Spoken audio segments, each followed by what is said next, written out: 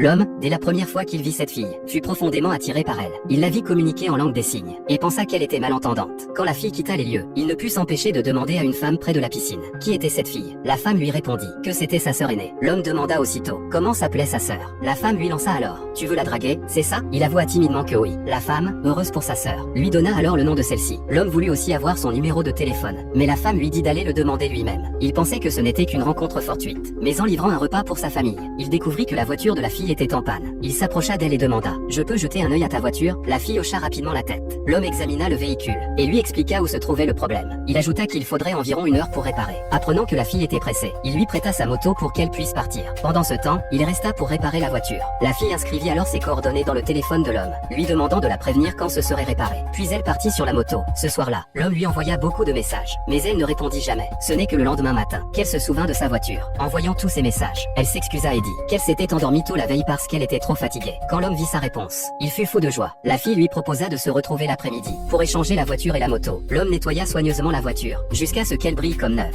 La fille fut très surprise en la voyant. Elle le remercia et proposa de lui payer la réparation, mais il refusa. Il demanda seulement s'il pouvait être son ami. Devant son air maladroit mais sincère, la fille sourit et accepta.